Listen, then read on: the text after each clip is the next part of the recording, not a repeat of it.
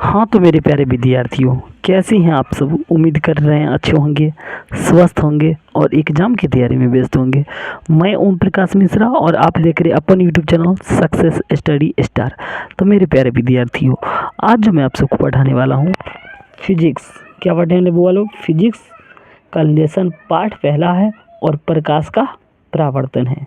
तो आप लोग वीडियो को अंत तक वॉच कीजिएगा और अच्छा लग जाए तो चैनल को सब्सक्राइब कर लीजिएगा। तो चलिए ना, प्यारा तरीक़ा से आज जो है ये पाठ प्रकाश के परावर्तन को जो मुख्य बातें हैं उसको समझेंगे और उसको आप लोग क्या कर लीजिएगा, याद कर लीजिएगा, जो एग्ज़ाम में आने के बहुत ही ज़्यादा संभावना है। तो चलिए ना, वीडियो को शुरू करते हैं।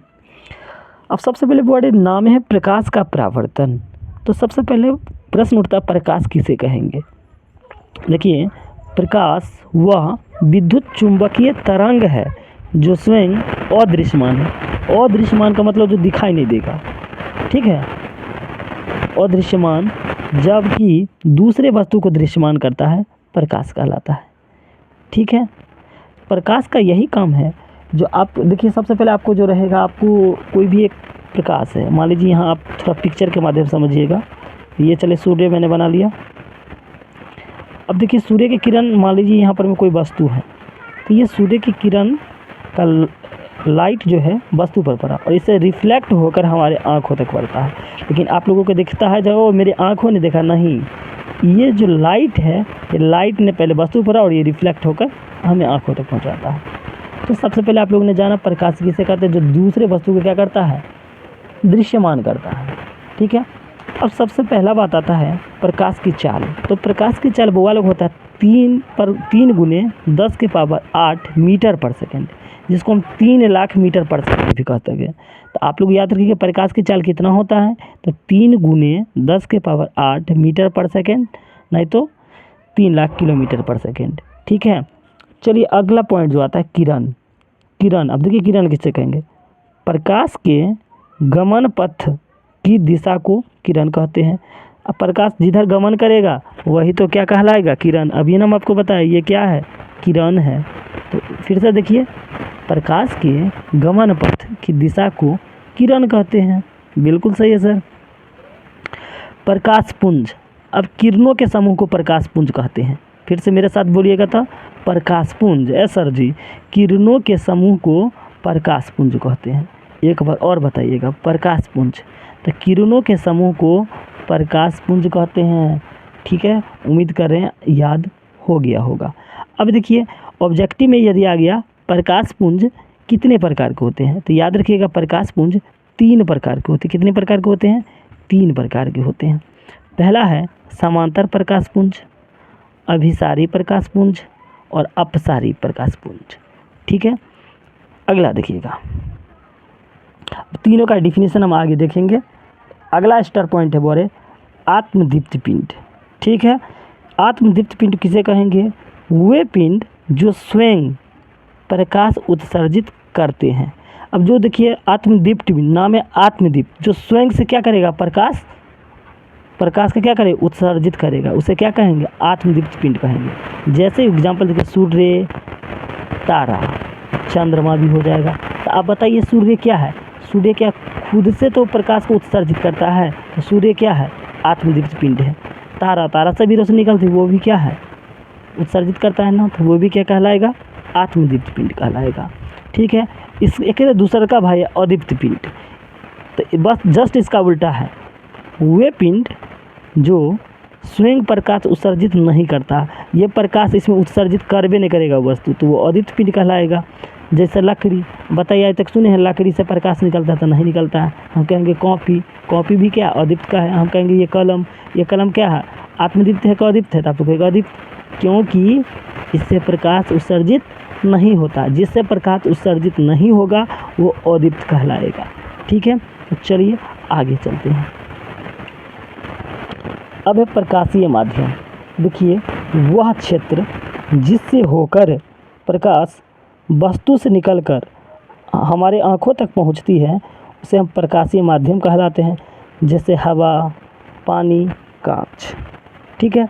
अब ये छाया, एक इंग्लिश में शैडो कहते हैं। प्रकाश के गमन पथ में अपारदर्शी वस्तु रख देने पर प्रकाश से पार नहीं कर पाती है, जिससे दूसरी ओर एक अंधेरा क्षेत्र बनता है, उसी क्षेत्र को छाया कहते हैं। जैसे एग्जाम्पल अभी आप देखिए, मैंने यहाँ एक कॉपी रख दिया, ठीक है। अब देखिए एक और तो लाइट है और एक और देखिए यहाँ पर छाया बन रहा है इस साइड, आप लोग अच्छे से देखिएगा, तो इसे ही क्या कहेंगे, छाया। एक और डिफिनीशन देख लीजिए, प्रकाश के गमन पथ में अपारदर्शी वस्तु रख देने पर प्रकाश पार नहीं कर पाती है, जिससे दूसरी ओर एक अंधेरा क्षेत्र बनता है, उसी क्षेत्र को क्या कहेंगे, छाया कहेंगे। ठीक है, चलिए आगे और देखते हैं। अगर अच्छा लग रहा हो तो चैनल को सब्सक्राइब कीजिएगा। ठीक है, आगे है बाबू लोग प्रतिबिंब। तो प्रतिबिंब देखिए, किसी बिंदु वस्तु से आ रही प्रकाश परावर्तन या अपवर्तन पर जिस बिंदु पर कटती या कटती हुई मालूम पड़ती है, उसे उस बिंदु का प्रतिबिंब कहते हैं। फिर से एक बार देख लीजिए, किसी बिंदु वस्तु से आ रही प्रकाश की परावर्तन या अपवर्तन पर जिस बिंदु पर कटती या कटती हुई मालूम पड़ती है, उस बिंदु वस्तु का प्रतिबिंब कहलाता है। ठीक है, अब ऑब्जेक्टिव में यदि आ जाए वो लोग, जब प्रतिबिंब कितने प्रकार के होते हैं, तो याद रखिएगा प्रतिबिंब दो प्रकार का होता है। कितने प्रकार का होता है, दो प्रकार का। एक वास्तविक प्रतिबिंब, जिसे इंग्लिश में रियल इमेज कहते हैं, वास्तविक प्रतिबिंब जिसे इंग्लिश में रियल इमेज कहेंगे। दूसरा है काल्पनिक या अवास्तविक प्रतिबिंब, तो इसको इंग्लिश में क्या कहेंगे, वर्चुअल इमेज। क्या कहेंगे, वर्चुअल इमेज। चलिए वास्तविक प्रतिबिंब का डिफिनीशन देखिएगा, किसी बिंदु वस्तु से आ रही प्रकाश की किरणें परावर्तन या अपवर्तन के बाद जिस बिंदु या वस्तु से कटती है, उस बिंदु को वस्तु का वास्तविक प्रतिबिंब कहते हैं। ठीक है, चलिए ना दूसरा का देखते हैं, काल्पनिक या अवास्तविक प्रतिबिंब। किसी बिंदु वस्तु से आ रही प्रकाश की किरणें परावर्तन या अपवर्तन के बाद जिस बिंदु पर कटती मालूम पड़ती है, उसे उस बिंदु वस्तु का काल्पनिक या अवास्तविक प्रतिबिंब कहते हैं। ठीक है, इसी का अगला है समतल दर्पण द्वारा बने प्रतिबिंब की विशेषता। अब परीक्षा में पूछता है जो समतल दर्पण की विशेषता बताइए, तो जान लीजिए पॉइंट में इसको लिखेंगे हैं। क्या लिखेंगे, इसका प्रतिबिंब काल्पनिक होता है। समतल दर्पण में कैसा प्रतिबिंब बनता है, तो काल्पनिक बढ़ता है।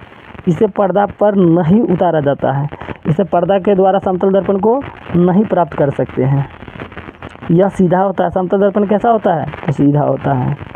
यह वस्तु समान आकार की होती है, ये बिल्कुल समान, नाम है समतल। अगर ये वस्तु इतना बड़ा है तो इसका प्रतिबिंब भी इतना ही बड़ा बनेगा। ठीक है,